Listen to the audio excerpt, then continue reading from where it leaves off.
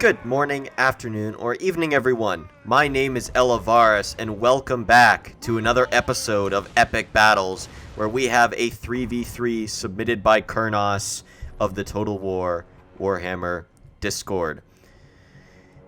The three forces, or the three forces on each team going against each other, we have the Empire, we've got the Dwarves, and Bretonnia. Kurnos is playing Bretonnia in this one.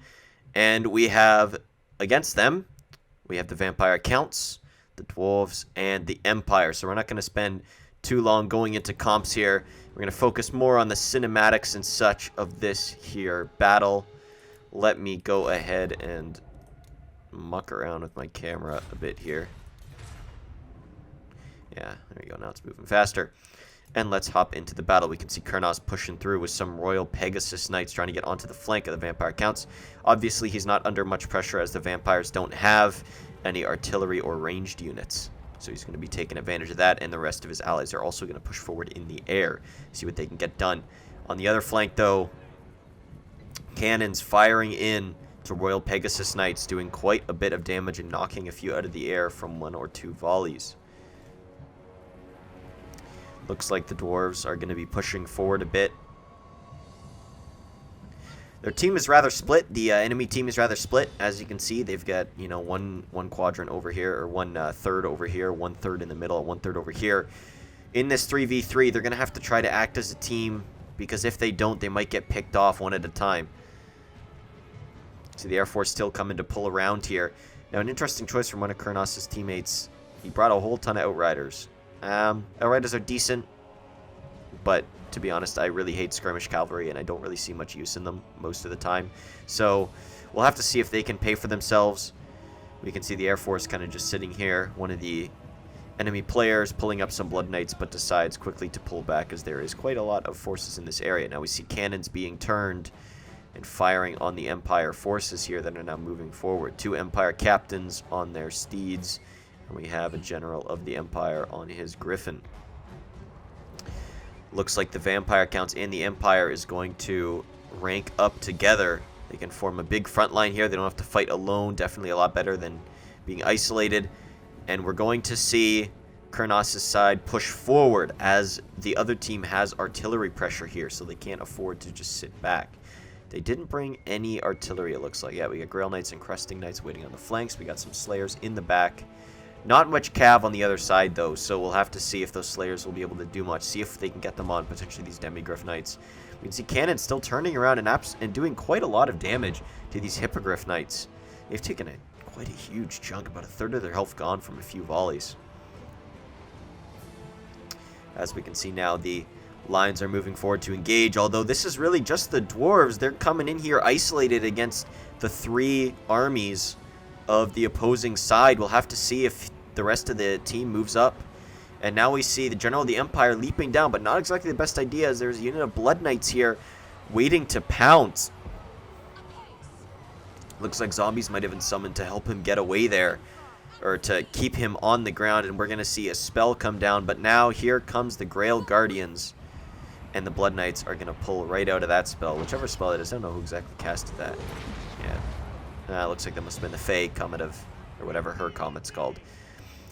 We're going to see now Bretonnian forces pushing back in. Hippogriff Knights and the Royal Pegasus Knights with their anti-large bonus to see if they can hop into these Blood Knights. See the Fae Enchantress is currently caught, but now we see, a beautiful cannon shot coming in here. This is going to tear apart these Grail Guardians. They're taking a ton of damage. Now we see the Dwarves have pushed forward, and their Quarrelers, Rangers. Yeah, Rangers, excuse me, are now firing, and we've got the Bretonnians backed up with fire arrows now pushing forward.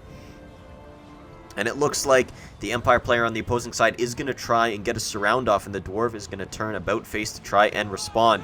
We see a lot of the allied ranged fire pouring into the silver bullets. Definitely a good target, and now they're actually firing at the Light Wizard.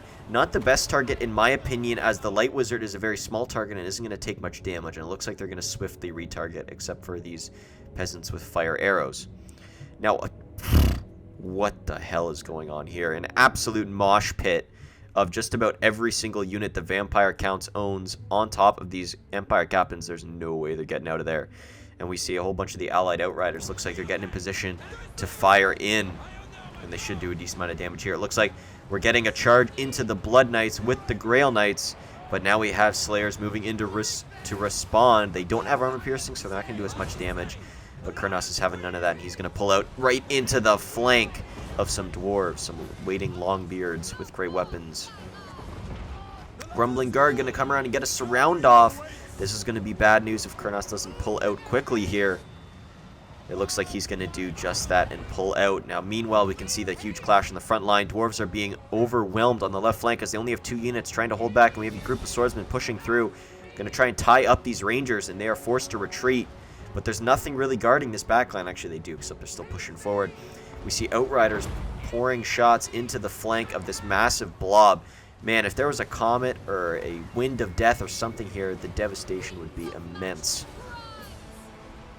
See, elsewhere on the battlefield, we have the Runesmith supporting his troops in the front line. We have fire arrows firing into, I think, still the Light Wizard. Still, I wouldn't say it's a very good target, but now we have Royal Pegasus Knights charging into the Silver Bullets. Going to take them off the field, and they're going to pull through and hit some of these Quarrelers here, make sure they're tied up.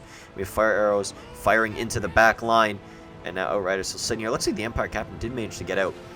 And now we have the Allied force taking on this massive vampire blob.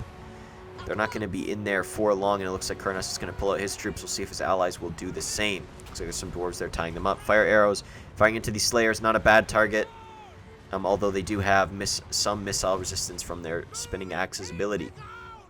We have some Outriders in the back line and some weakened Grail Knights. So he's going to see if he can get some rear charges in. And it looks like we're going to have a rear charge from the Questing Knights right into the flank. Hammer and Anvil there on a lot of the Dwarf forces and Empire. But now they're going to get cut down as a lot of the Empire forces pull back to help respond. And same with Alberdiers. I think there's a bit of a mistake on the enemy side as they're pulling way too many units back to deal with this one unit of Questing Knights. They don't need that many. And it looks like we have an allied general falling to the ground here. Looks like this is Kurnos' Lord caught in this mosh pit. Nothing he can do. We have 2 White Kings and a Vampire Lord and the rest of the army. But they have absolutely been devastated. They've taken so much damage. 2 units of Graveguard and Graveguard with great weapons taken down. We've got Outriders still on the flanks firing in. Unit of Demigryph Knights with halberds getting routed off the field in full retreat now. And due to this huge clump, the Outriders are actually going to be decently effective because there's like no way they can miss firing into a horde this big. Looks like we have some allied Reichsguard hitting these zombies so they don't manage to tie up the ranged units. And elsewhere on the battlefield, the left flank, looking on the allied side, has collapsed and enemy forces are starting to push through the breach. Although they're actually going to pull back, they're not going to push and engage these archers. Don't know if that was the best call, although there are a unit of greatswords, a unit of spearmen, and a unit of Empire Knights waiting in reserve, and maybe he was afraid of those guys coming in if he got too close to the archers. Bretonnian archers here close to routing. We have some Grail Knights engaged with a steam tank, actually doing quite a bit of damage. Also Royal Pegasus Knights and more Royal Pegasus Knights charging in onto the steam tank, going to do a decent amount of damage, but do they have armor piercing? I don't believe they do. Yeah, without armor piercing, their damage isn't going to be as high as it would, as the steam tank has a buttload, as in 160 armor. It's a ton.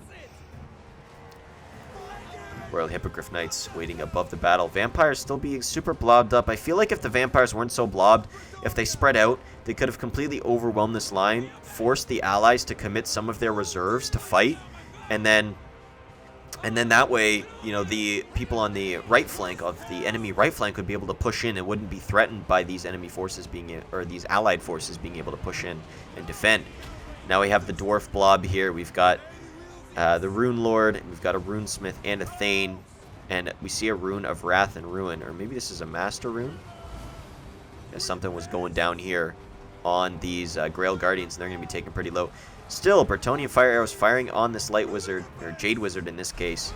Still say not the best target, right? Just fire into a high-value unit, like maybe this blob here, and you can do a lot more damage to this blob than on this one sole Jade Wizard.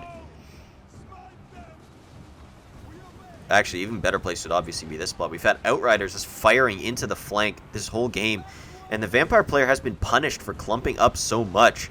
We can see just the absolute, like, these guys have basically emptied their whole ammunition reserves just on this one blob, and they've done an immense amount of damage. See if their kills reflect that. 59, 70, 66. 61. And we're going to see some Reichsguard ready to charge into the flank. This is going to be bad news for the Vampire Counts. And I think this will about seal the deal. A double charge, and with the General of the Empire charging in, that is going to be it for the Vampire Counts. Complete surround.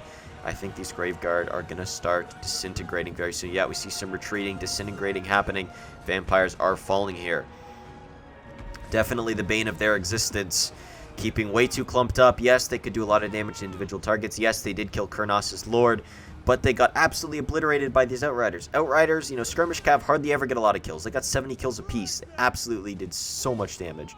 Now they're going to turn their aim onto the Quarrelers, but now they don't really have much ammo left, and they're only going to be able to do a little bit of damage, although they have a very weak charge bonus, you know, very weak melee attack, melee defense, and weapon strength, so they're not going to be doing much. You can see an allied runesmith in the middle of a whole bunch of enemy heroes and the steam tank. It's looking a little grim for the enemy side here. A lot of troops on the retreat. Silver bullets are out of here. Hippogriff Knights are what's left of them charging in onto the steam tank. We'll see if they can survive here. Steam tank looks like it's going to turn and hit them. Oh, and there goes one. It looks like there's only one left on the field, and it is about to fall. Nope, it is going to pull right out of there. See Vampire Counts crumbling, and it's only their leader and their White King who are crumbling already, and a lot of the dwarf forces are being routed from the field. It's only the Runesmith, but now as the Vampires crumble and as their allies turn tail and run, all that's going to be left for the enemy side is going to be the lone steam tank who's going to be getting charged here. We'll see. How many kills does this have? 27. Yeah, it didn't look like it got too much value. And that's going to be it. Looks like the enemy does concede, and that is going to be the end of the battle. We can take a look at the stats here. Kurnos not doing too bad. Royal Hippogriff Knights definitely carrying their weight, especially after... Oh, no, he didn't have a general. Kurnos was Bretoni. What am I saying? He didn't have a general of the Empire. He had a Fey Enchantress who got surrounded. Yeah, no way she was getting out of that blob. Royal Hippogriff Knights definitely pulled their weight here. Looks like the Empire player didn't get much kills across the board. It is Kurnos. Let's go to Danglet End. Yeah, his Outriders did a unbelievable amount of damage. Reichsguard got a lot of kills too. Good cav management there. And the Allied Dwarf player, Stormtrooper, definitely doing a decent amount of work here. Yeah, it looks like his front line definitely got battered, holding the line there. Managed to hold their own and keep a decent amount of damage off these Rangers. Ungrim held his ground. Runesmith. Let's take a look from the enemy side. So yeah, as I said, their Empire not doing too much there. Vampire definitely way too clumped up. He got absolutely obliterated. Like, I guess you can say kind of clumped up, but as soon as you see 5 units of Outriders, right, just don't clump up, because that means they basically cannot miss. We'll see here the enemy dwarf player doing a decent amount of work. Those cannons definitely got a decent amount of value. Most of those kills are on stuff like Royal Pegasus Knights and Hippogriff Knights and Cav and such, so they definitely got some worth. And they got a lot of damage done on those Royal Pegasus Knights, and especially on those Hippogriff Knights. I think a third of their health down before they even engaged. Although those Royal Hippogriff Knights did still get a ton of damage off, even though they got took a pretty big chunk early on. But I think that's going to about wrap it up for this episode of Epic Battles. I hope you all enjoyed. And if you have any replays to send me, go ahead and send them off to Elivaras, LOA@gmail.com. Link is in the description below. If you want updates on when I'm going to be posting videos, you can follow me at www.twitter.com/Elivaras1. Link is also in the description below. And if you enjoyed the video, feel free to like. If you disliked the video, feel free to dislike. Any and all feedback is appreciated. And if you'd like to continue to support me in the making of my videos, hitting that subscribe button would be much appreciated. So, I would like to thank you all for watching. Have a great rest of your day. Cheers, guys.